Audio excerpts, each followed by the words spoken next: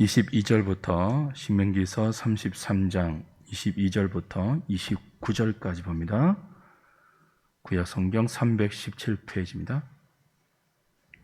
제가 한 절, 여러분이 한 절, 신명기 33장 22절부터 29절까지 봅니다. 교독하겠습니다. 단에 대하여는 일러서되 단은 바산에서 뛰어나오는 사자의 새끼로다.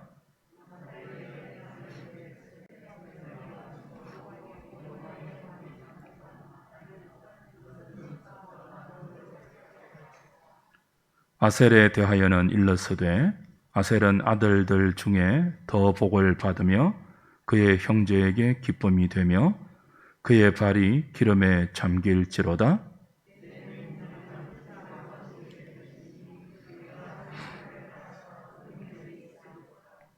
유수르니여 하나님 같은 이가 없도다. 그가 너를 도우시려고 하늘을 타고 궁창에서 위엄을 나타내시는도다.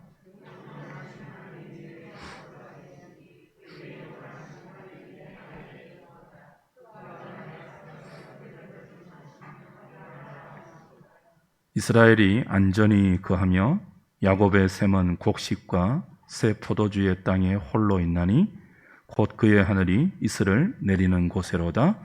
이스라엘이여 너는 행복한 사람이로다. 여호와의 구원을 너같이 얻은 백성이 누구냐? 그는 너를 돕는 방패시요 내 영광의 칼이시로다. 내 대적이 내게 복종하리니 내가 그들의 높은 곳을 밟으리로다. 아멘. 단과 납달리와 아셀의 축복을 마지막으로 모세는 나머지 지파에게 한 모든 축복을 요약해서 유수르니여 하나님 같은 분이 없는데 이런 하나님의 그 은혜와 구원의 복을 받고 있는 너같이 복된 인생이 어디 있느냐? 너는 참으로 행복한 사람이다 라는 말로 그의 축복을 마무리합니다. 9번에 걸쳐서 모세의 축복을 살펴보았는데요. 이 모세의 축복을 다 확인한 이 점에서 꼭 기억해야 될 사실이 하나 있어요. 창세기 49장에 나오는 야곱의 축복과 더불어서 이 신명기 33장의 모세의 축복은 단순히 한 개인의 유언적인 권면 정도가 아니라고 했죠. 이스라엘 12지파, 구약 공동체를 향한, 구약 이스라엘 교회 공동체를 향한 하나님의 마음이 담긴 예언적인 축복입니다. 예언적인 축복이기 때문에 창세기 49장의 야곱의 축복보다는 그 신명기 33장의 모세의 축복이 조금 더 점진적인 그 은혜의 발전 개념이 들어 있습니다. 야곱은 아직 족장의 개념을 벗어나지 못했잖아요. 야곱이 12아들에게 복을 빌 때는 죽음을 앞두고, 그죠?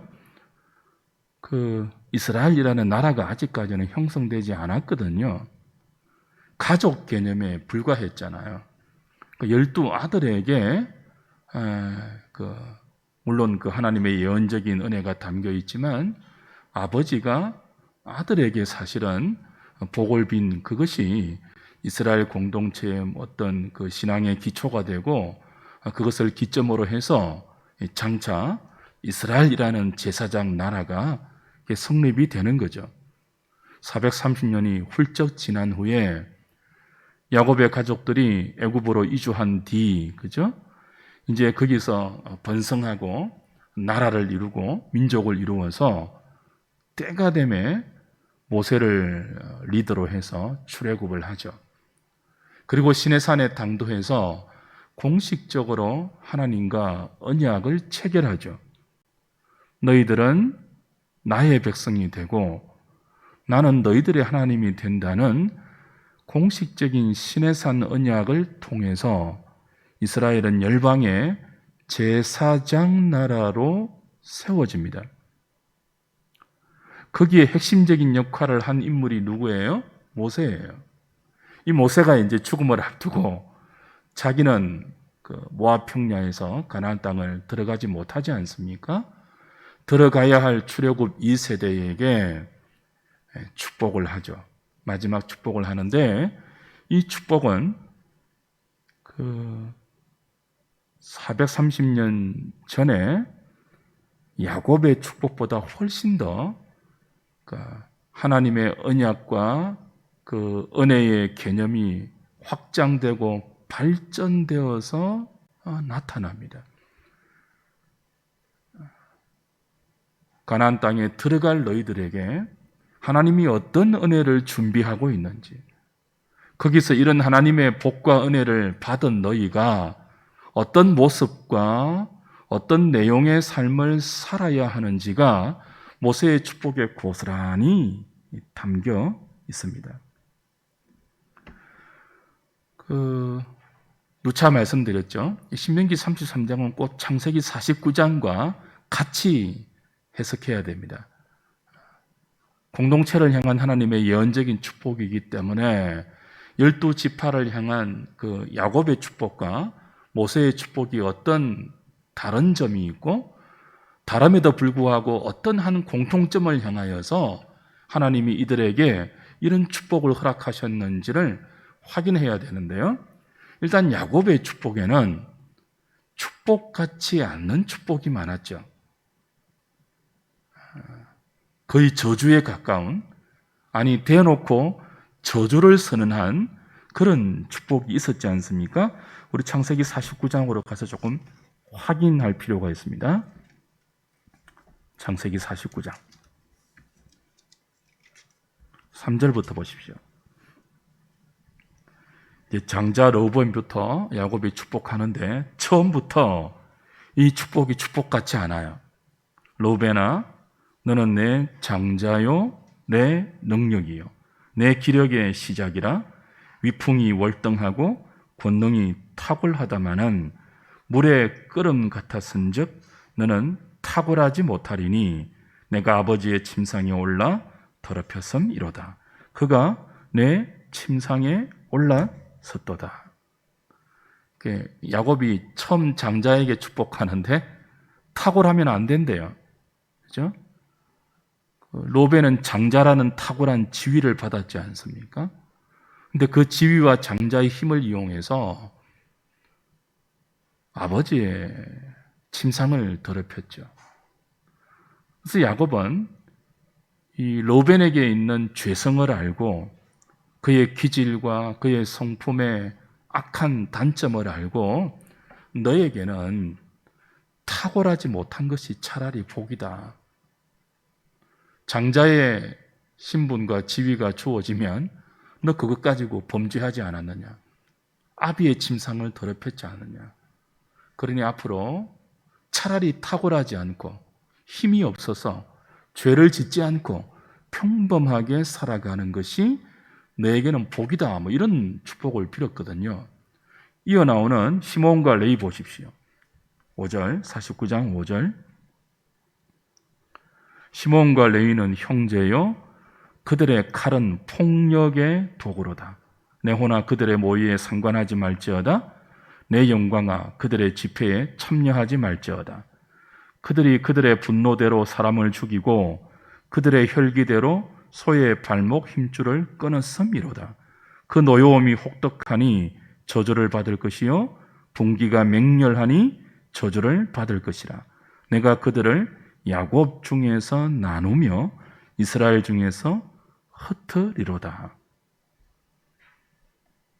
노여움이 혹독하니 저주를 받아야 한다. 대놓고 저주를 선언해요. 분기가 맹렬하니 저주를 받아야 한다. 아버지가 아들을 축복하는 장면이에요. 어떤 아버지가 아들에게 복을 비는데 너 저주받아야 한다라고 복을 빌겠습니까? 근데 시몬과 레위는 아버지 야곱으로부터 그런 축복을 받는다고요. 왜 그랬습니까? 이들의 여동생 디나가 강간을 당하죠. 세겜으로부터, 그죠? 강간을 당하고 그 여동생의 강간 사건을 복수하는데 이 형제인 시몬과 레위가 한 어머니의 이제 배에서 난 형제인 시몬과 레위가 마음을 합하여서 그 무자비하게 할례를 빙자해서 네가 내 여동생과 결혼하기 위해서는 할례를 받아야 한다고, 너의 모든 족속의 남자들은 다 할례를 받아야 한다고 할례를 받기 위해서 그 밤에 그죠 칼로 도륙을 하고 여자와 재산과 모든 것들을 탈취해 오죠. 그것 때문에 야곱은 분노했고, 물론 그것이 이제 야곱 집안의 영적 각성을 이끄는 계기가 되기도 했지만, 여하튼 야곱은 이 두 아들에게 마지막 복을 빌 때 그 사건을 상기시키면서 너희 둘은 함께 있으면 안 된다. 함께 있으면 힘을 합하여서 악한 일을 도모하고 그 맹렬한 분노와 노함으로 살육극을 벌일 것이기 때문에 너희들은 흩어지는 저주를 받아야 한다. 그렇게 축복한다고요. 이런 축복이 상상이 되세요? 근데 이게 사실은 복이죠. 모여서 악을 도모하는 사람들은 흩어지는 게 복이에요. 모이면 꼭 악을 도모하는 인생들이 있지 않습니까?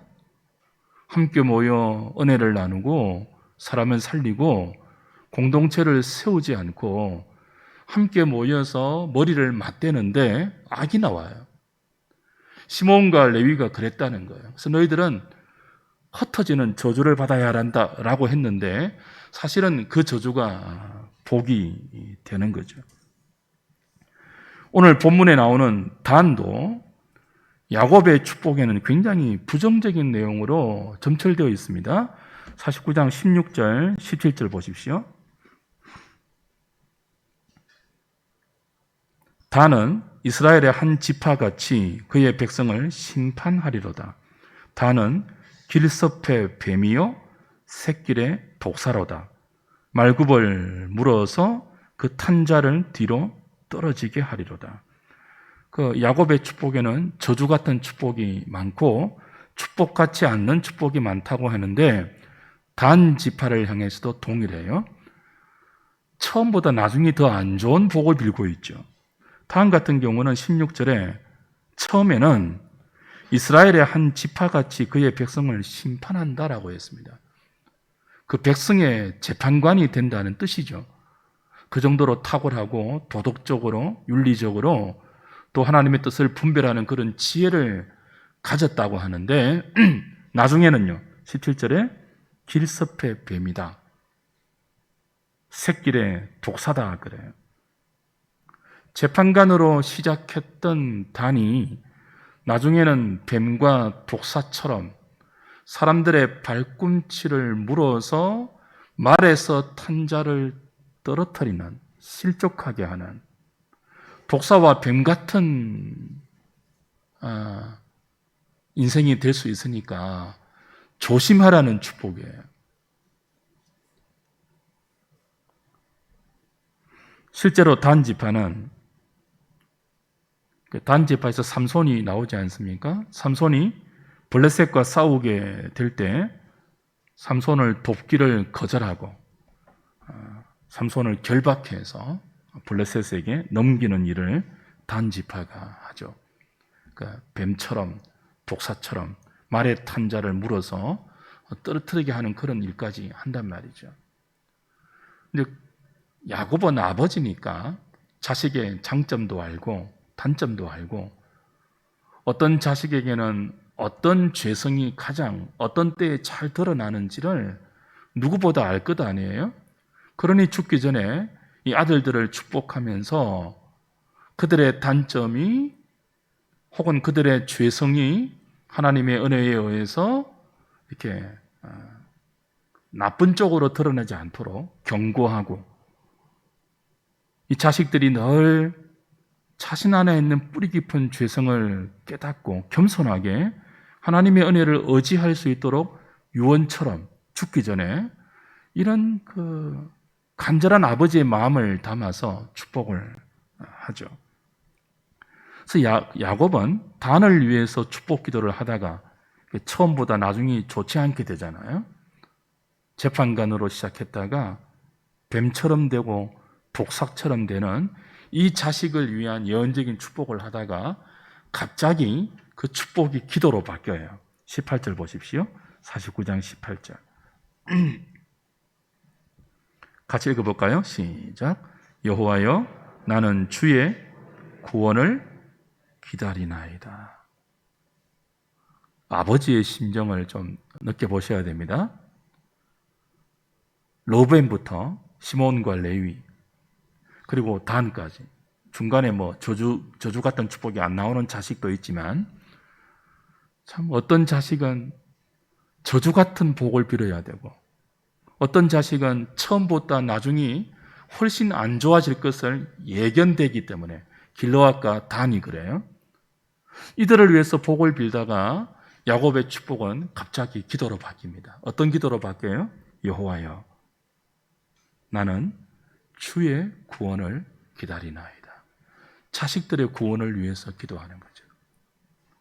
마지막 축복을 비는데 그 축복이 축복으로 이어지지가 않고 이 자식들의 구원을 위해서 하나님의 은혜를 구하는 기도로 갑자기 바뀔 수밖에 없는 것입니다. 하나님, 각기 다른 내 자식들이지만 재주도 다르고 기질도 다르고 성격도 다르고 생각도 다르지만 한결같은 것이 있습니다. 내 자식이지만 나도 어쩔 수 없는 뿌리 깊은 죄성이 내 아이들 안에 다 있음을 내가 알고 있습니다. 나 야곱을 이스라엘로 변화시키신 하나님께서 내 아이들에게도 이 변화의 은혜를 주셔서 이 아이들이 죄성 가운데 빠지지 않고 죄성 가운데 넘어가지 않고 이들의 성격의 단점과 기질의 못남과 여러 가지 그 모자란 부분이 있음에도 불구하고 하나님께서 지렁이 같은 나 야곱을 이스라엘로 변화시키듯이 내 자식들을 구원하여 주십시오. 기도했던 거죠.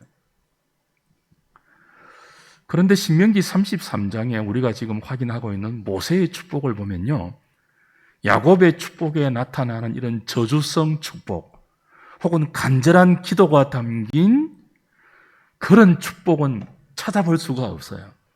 전부 뭐예요?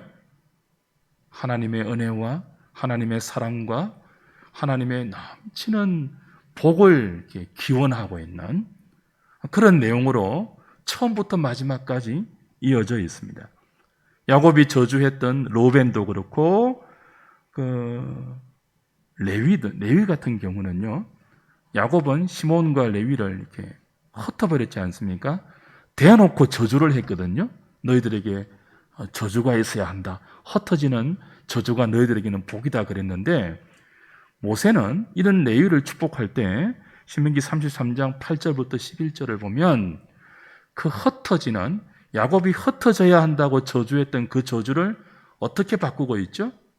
너희들이 흩어지기는 흩어지는데 이스라엘 각 지파 가운데 제사장으로 흩어지는, 그래서 제사장 직무를 감당해야 하는 그런 축복으로 모세의 축복은 바뀌고 있어요. 단 같은 경우도 야곱은요, 마지막에는 뱀과 독사같이 될 것이니 조심해라고 하지 않았습니까? 근데 모세는요, 오늘 단을 축복할 때 22절에 야곱이 말했던 뱀, 독사 같은 표현은 전혀 언급하지 않아요. 바산에서 나오는 새끼 사자 같으리로다. 용맹스러운 사자처럼 단을 비유하면서 하나님께서 그에게 기업을 그렇게 주실 것을 예언적으로 축복하고 있죠. 이 예언대로 여호수아서 19장 47절을 보면 나중에 단 지파는 정복 전쟁을 할 때 바산 끝 지역에 있는 레셈을 쳐서 정복해요. 그래서 이 레셈을 단으로 이름을 바꾸어요. 그래서 하나님이 원래 의도하신 그 경계보다, 그 기업보다 훨씬 더 확장된 땅을 받죠. 그걸 지금 모세는 예견하면서, 예언적으로 예견하면서 단은 바산에서 내려오는 새끼 사자 새끼 같으리로다. 야곱은요, 처음보다 나중에 안 좋아질 것을 경고하면서 너 조심해야 한다 라고 축복했는데, 모세는요, 그런 단에게 오히려 하나님께서 더 넓은 땅을 기업으로 확장시켜주는 새끼 사자같이 사용하실 것을 복을 빌고 있죠. 뒤에 나오는 납달리 지파는요, 하나님의 은혜로 가득하다고 복을 빕니다. 농사하기 좋은 풍요롭고 비옥한 갈릴리 호수의 서쪽 땅, 남쪽 땅을 차지하게 될 것이라고 납달리 지파에게 모세는 복을 빌죠. 아셀 지파를 위해서는요, 훨씬 더 많은 분량으로 복을 빌어줍니다. 형제의 기쁨이 되고 발에 기름이 잠길 정도로 풍요롭고 평안한 삶을 빌어줍니다. 그들의 문빗장이 하나님의 보호하심으로 말미암아 철과 노처럼 단단하게 될 것을 예견하면서 복을 빌죠. 한결같이 모세의 축복에는요, 야곱의 축복에 있는 저주 같은 축복, 염려와 걱정과 그래서 기도할 수밖에 없는 그런 내용이 아니라 한결같이 마지막 아셀 지파처럼 넘치는 하나님의 은혜와 넘치는 복으로 12지파를 빌어주고 있습니다. 왜 이럴까요? 왜 모세의 축복에는 야곱의 축복에 있는 저주 같은 축복의 내용이 없고 풍성한 하나님의 은혜와 자비만 담겨 있을까요? 모세가 하나님이 어떤 분인지를 광야 40년 내내 이들을 인도하면서 누구보다 잘 배웠던 거죠. 이스라엘을 이끌고 홍해를 건너고 이제 지금 모압 평지까지 40년을 모세는 하나님을 대신해서 이들을 인도했습니다. 모세가 두 가지를 배웠습니다. 광야 40년 동안 목이 곧은 이스라엘의 패역함, 틈만 나면 모세에게 대들고 원망하고 애굽으로 돌아가자 하면서 하나님께 반역하고 그랬던 이스라엘의 패역함을 모세는 누구보다 잘 알고 있죠. 또 하나 모세가 배운 것이 무엇입니까? 그럼에도 불구하고 그렇게 완악하고 목이 곧은 이스라엘을 하나님이 얼마나 오래 참고 기다리면서 끝없는 자비와 긍휼과 많은 은총으로 그들을 대하셨는지를 모세가 누구보다 잘 배웠고 경험했죠. 출애굽기 34장 가보십시오. 이거는 우리가 꼭 기억해야 될 고백입니다. 하나님께서 가르쳐 주셨고 또 모세와 수많은 시인들이 고백했던 내용이 출애굽기 34장 두 번째 십계명을 받을 때 하나님께서 손수 모세에게 당신의 하나님 되심을 이렇게 가르쳐 주시죠. 34장 6절. 첫 번째 십계명의 두 돌판이 아론의 금송아지 사건으로 깨트려지죠. 그래서 두 번째 그 돌판에 새겨 주시기 위해서 모세를 시내산으로 콜업합니다. 그리고 그 모세 앞에 하나님이 이렇게 말씀하세요. 여호와께서 그의 앞으로 지나시며 선포하시되, 같이 읽습니다. 여호와라 여호와라 자비롭고 은혜롭고 노하기를 더디하고 인자와 진실이 많은 하나님이라. 모세가 하나님이 이런 분임을 누구보다 잘 배웠죠. 어떤 하나님이라고요? 자비롭고 은혜롭고 노하기를 더디하고 인자와 진실이 많은 하나님은 너무 패역하고 목이 곱고 완악해서 심판하고 진멸하고 이스라엘 대신 다른 민족을 택해도 누가 뭐라고 하겠습니까? 그게 오히려 더 합당한 일이 아니에요? 그렇지 않습니까? 이스라엘 같은 민족은 버리는 것이 더 합당하지 않습니까? 그런데 모세가 배운 하나님이 어떤 하나님이에요? 버려 마땅한 진노를 쏟아 부어 마땅한 그 이스라엘에 대해서 한없이 오래 참고 노하기를 더디하고 많은 인자와 크신 긍휼과 자비로 그들을 대하신 하나님을 모세가 배웠죠. 그렇게 배운 하나님의 하나님 되심이 모세의 마지막 축복에 오롯이 담겨 있는 것입니다. 야곱은요, 자기 자신이 하나님께 그 험악한 인생을 살아가면서 그 은혜로 길들여졌지만 모세처럼 이 공동체 전체를 향한 하나님의 한없는 하나님 되심, 어떻게 이 공동체를 구원의 공동체로 이끌어가며 자격 없고 그 은혜 베풀 아무런 이유가 없는 이들을 하나님 백성 만들어 가시는지를 야곱은 배우지 못했지만 모세는 배웠죠. 그래서 그의 축복에 무엇이 담겨 있습니까?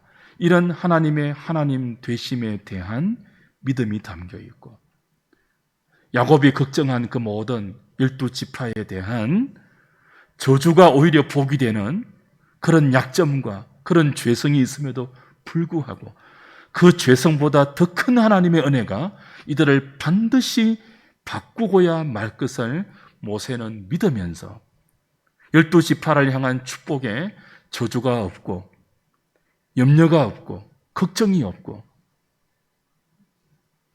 간절한 기도 대신 풍성한 하나님의 은혜로 그들을 축복하고 있는 것입니다. 그래서 오늘 신명기 33장 26절은 이렇게 마지막 세 지파를 향한 축복을 끝내고 나서 이렇게 결론적으로 모세가 그들에게 가르치죠. 26절, 33장 26절. 오늘 신명기 33장 26절입니다. 여수린이여, 하나님 같은 이가 없도다. 그가 너를 도우시려고 하늘을 타고 궁창에서 위엄을 나타내시는도다. 여수르는 이스라엘의 별칭이에요. 사랑스러운 자, 그런 뜻입니다. 그러니까 모세의 축복의 마지막 결론은 뭐예요? 왜 모세가 12지파를 이렇게 보고 이렇게 축복하죠? 하나님이 이들을 여수룬으로 보신다는 것을 알기 때문에 그래요. 여수룬이 뭐라고요? 사랑스러운 자, 그런 뜻이에요. 눈에 넣어도 안 아프다, 그런 표현이 있죠. 자식들. 제가 아는 목사님이 이제 할아버지 돼가지고 우리 박장로님도 그렇지만 손자를 보았는데 막 심심하면 손자 사진을 올려요. 그 어떤 마음일까요? 눈에 넣어도 안 아픈 마음이죠. 그게 여수룬이란 뜻입니다. 하나님께서 이스라엘을 여수룬으로 대하신다는 것을 모세는 알고 있습니다. 그래서 여수룬이여, 그죠? 하나님 같은 분이 어디 있느냐? 눈에 넣어도 안 아플 정도입니까, 이스라엘이? 이스라엘이 사랑받을 만한 자격이 있습니까? 하나님이 이스라엘을 사랑해야 될 이유가 있습니까? 이스라엘을 사랑하는 것이 하나님의 의무입니까? 책임입니까? 아니요. 그런 의무 없습니다. 이스라엘에게 복을 주어야 할 아무런 이유가 없습니다. 그런 이스라엘을 여수른이라고 부르는 것이 구원의 유일한 조건입니다. 이유 없는 은혜이죠. 이해하려고 해도 이해할 수 없는 은혜예요.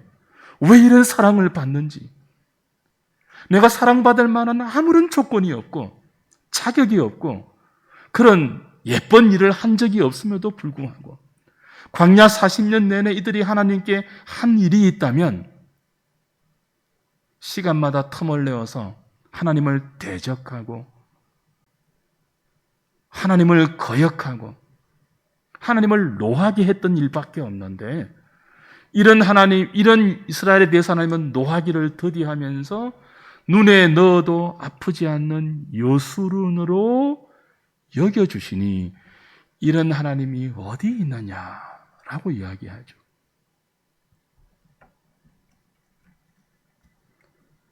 버림받아 마땅한 목이 곧은 이스라엘을 도우시기 위해서, 그들을 구원하기 위해서, 그들을 사랑하기 위해서 구름을 타고 하늘의 보좌에서 내려오사 시내 산에 강림하시고 작고 좁은 성막 안에 당신의 거처를 정하시고 목이 곧은 이스라엘 백성과 함께 하시면서 그들을 진리로 인도하고 생명으로 이끌어내어 열방의 제사장 나라로 만들어 가시는 하나님 같은 분이 어디 있느냐? 여수run이여, 너 그거 알고 가나안에 들어가야 한다. 그런 축복입니다. 이제 이들이 가나안 땅에 들어갈 거예요.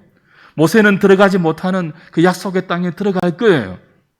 40년 전의 실패를 거듭 삼아서, 거울 삼아서 똑같은 장대한 네피림 같은 가나안 원주민들이 여전히 버티고 있을 것이지만, 그들에게는 그들을 여수run처럼 여기는 하나님께서 그들보다 앞장서 가시고 그들과 함께 계시며 그들 위에, 그들 아래에, 그들 안에 계시면서 그들을 녹과 그죠? 철 빗장처럼 이렇게 강하게 지키시면서 원수들과 친히 싸워 주실 것을 아시기 때문에 모세의 축복에는 이런 온전한 하나님의 은혜와 자비가 오롯이 담겨 있는 것입니다. 그래서 모세는 다시 한번 29절에 이들을 향하여서 이렇게 선포합니다. 이스라엘이여, 너는 뭐 하다고요? 행복한 사람이로다.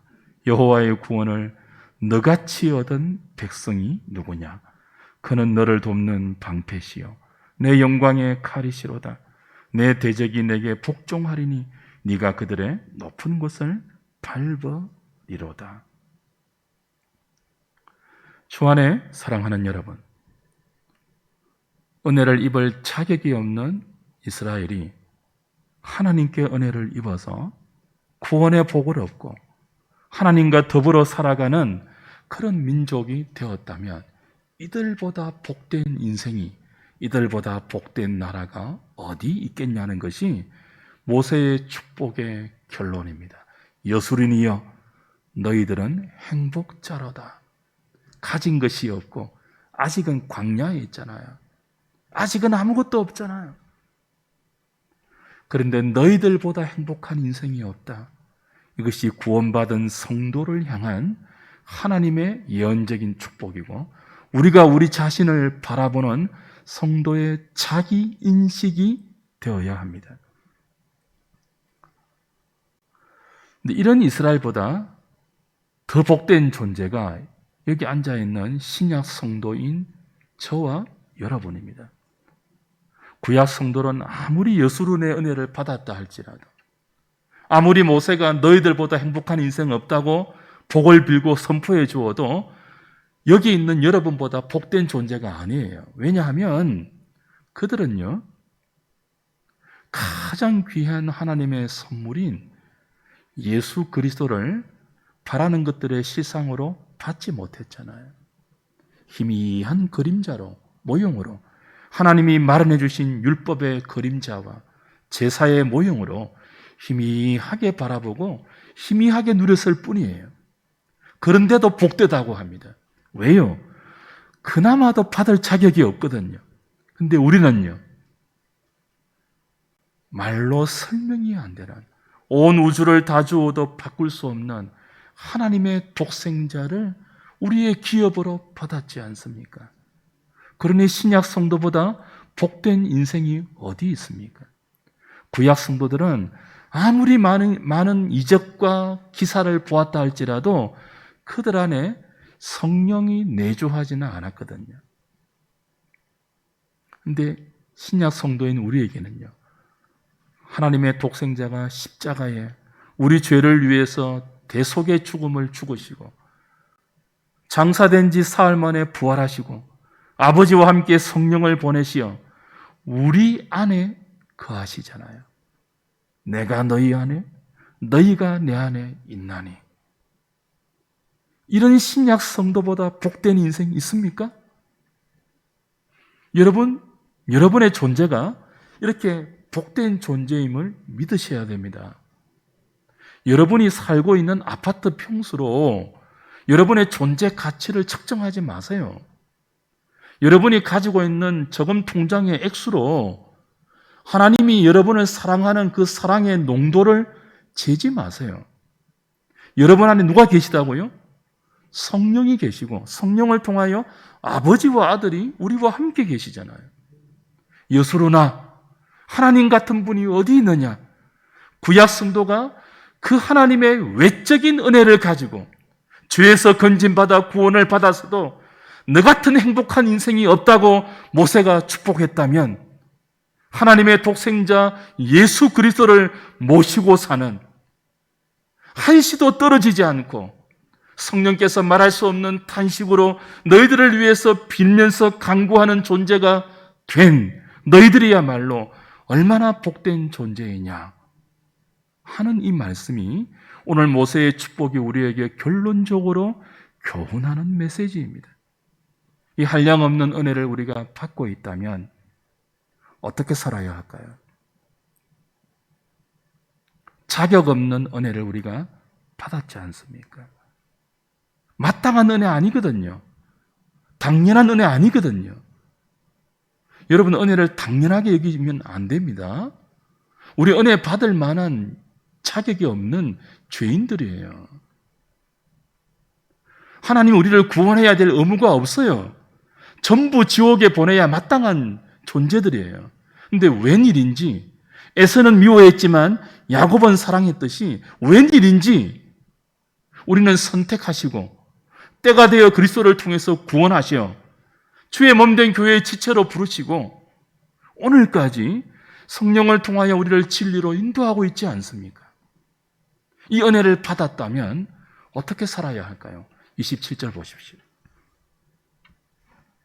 신명기 33장 27절. 영원하신 하나님이 내 처소가 되시니 그의 영원하신 팔이 내 아래에 있도다. 그가 내 앞에서 대적을 쫓으시며 멸하라 하시도다. 영원하신 하나님이 이스라엘의 처소가 되고 그의 영원하신 팔이 그들을 떠받쳐서 그들을 보호하고 있다면 어떻게 하라고요? 그가 내 앞에서 대적을 쫓으시며 멸하라 하시도다. 대적을 쫓아야 합니다. 자, 이게 중요해요. 은혜에는 책임이 따릅니다. 하나님께서 주셔야 할 이유가 없는 은혜를 이스라엘에게 주셨잖아요. 광야 40년 내내 그들과 함께 하셨잖아요. 버리지 않고 심판으로 진멸시키지 않고 오래 참고 노하기를 더디하면서 많은 긍휼과 인자로 그들을 여기까지 인도했잖아요. 그리고 어떻게 해요? 가나안 땅까지 함께 가실 거잖아요. 그들보다 앞서 가실 것이잖아요. 그들 위에서, 그들 아래에서 그들을 떠받들어서 그들을 보호하실 것이잖아요. 그런데도 뭐라고 하십니까? 내가 그렇게 은혜로 너희들과 함께 하면서 너희들을 처소로 삼아 너희들을 지키고 보호할 것이니까 너희들은 뭐 하라고요? 대적을 쫓아내며 멸해야 한다 라고 말씀하시죠. 이게 오늘 우리가 붙들어야 할 마지막 교훈입니다. 하나님께서 앞서가십니다. 그들보다. 여수론이라고 사랑스럽게 여기면서 그들을 약속의 땅을 주시기 위해서 앞서가시며 대적과 친히 싸우실 것입니다. 그런데 그들에게 뭐라고 지시하십니까? 내가 앞서가지만 너희들이 대적을 멸해야 된다. 너희들이 싸워야 한다고 이야기하십니다.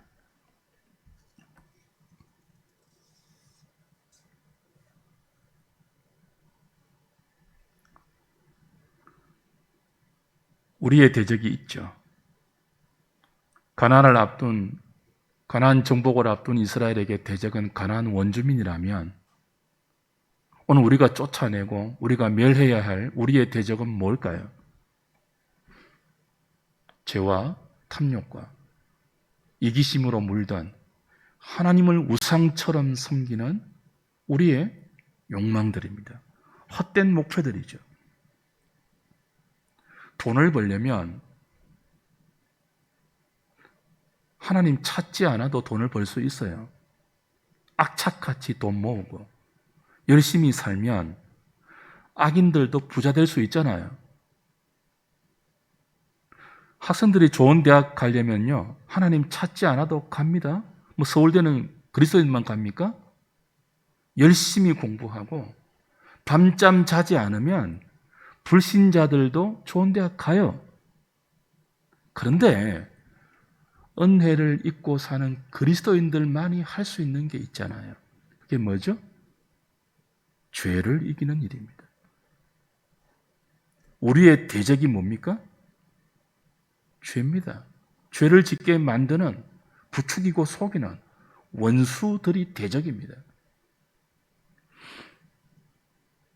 하나님의 은혜를 받았기 때문에 우리는 이제 죄를 이기라는 명령을 요구로 받습니다. 은혜에는 책임이 따르고 그 책임은 기계적인 조작이나 강압적인 굴종으로 우리에게 주어지지 않고 철저하게 인격적인 반응으로 떨어지기 때문에 하나님의 은혜를 깨달은 것만큼 노하기를 더디하신 하나님의 은혜가 어떻게 길이와 넓이와 높이와 깊이를 갖춘 하나님의 사랑으로 지금도 내게 쏟아지고 있는지를 깨닫는 만큼 우리는 하나님께 항복하여 스스로 감사하는 마음으로 죄를 버리고 하나님의 의와 진리와 생명을 선택하게 되죠. 그것이 너희들의 대적을 쫓아내고 진멸하라는 은혜를 주신 자기 백성에게 하신 하나님의 요구입니다. 신자만 죄를 버릴 수 있습니다. 신자만 죄가 아니라 거룩함을 선택할 수 있습니다. 신자만 죄와 더불어 피 흘리기까지 싸울 수 있습니다. 불신자들은 죄의 노예들이기 때문에 이런 선택권 자체가 없어요. 죄를 지을 수밖에 없어요. 죄를 지어서 악인이 되는 것이 아니라 악인이고 죄인이기 때문에 죄를 지을 수밖에 없는 거죠.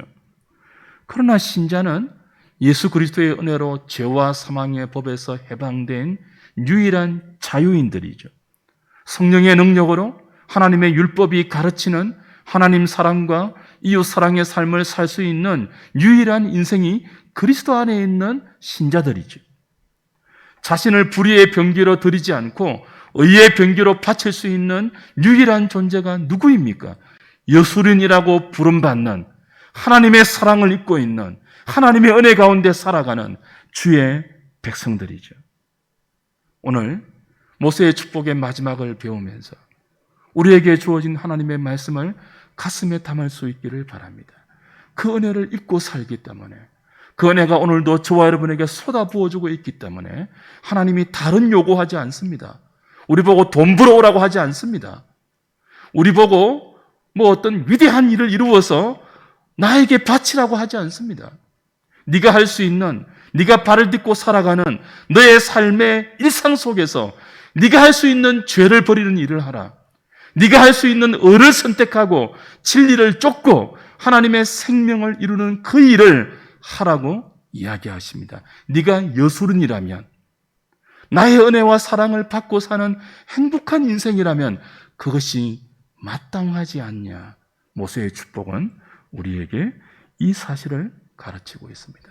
오늘 저녁에 그 은혜를 확인하시고 또 하나님을 사랑할 수 있는, 죄를 버릴 수 있는 은혜를 구하면서 기도의 자리로 나아가 우리가 여수른이라는 하나님의 사랑의 대상이며 우리도 그 사랑을 하나님께 돌려드려야 할 존재임을 다시 한번 기억하시고 주 앞에 기도의 자리로 나아가 이 사랑과 이 은혜를 구하는 저와 여러분 될 수 있기를 주님의 이름으로 축복합니다.